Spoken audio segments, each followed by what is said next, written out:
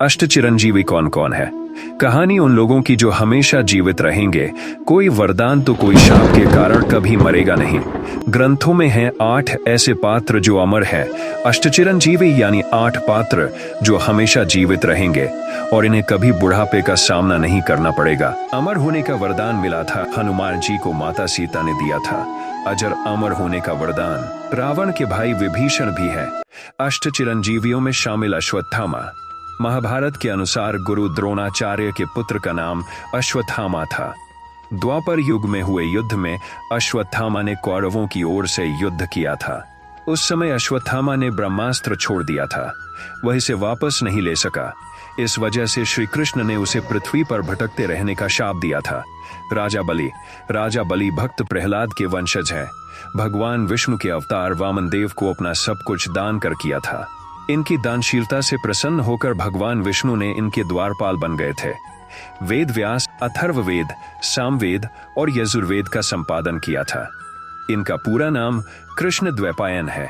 इन्होंने 18 पुराणों की भी रचना की है। वेद व्यास ऋषि पाराशर और सत्यवती के पुत्र थे।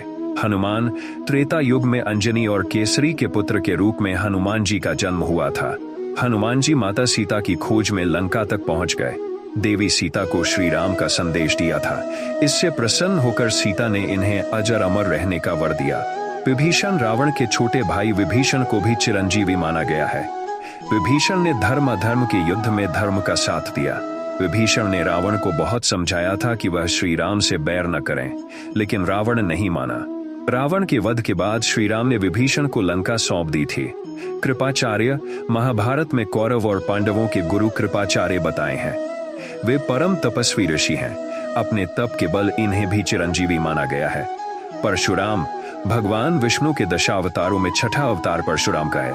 परशुराम के पिता ऋषि जमदग्नि और माता रेणुका थीं। इनका प्रारंभिक नाम राम था। राम के तप से प्रसन्न होकर शिवजी फरसा भेंट में दिया था। इसके बाद राम ही परशुराम कहलाए।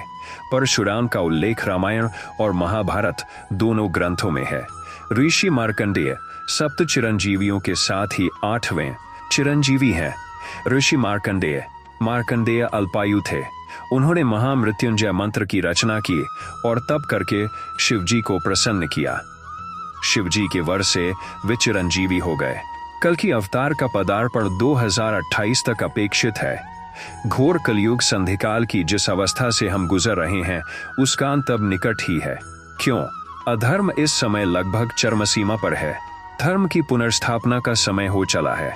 बहुत ही निकट भविष्य में कलयुग का अंत निश्चित है।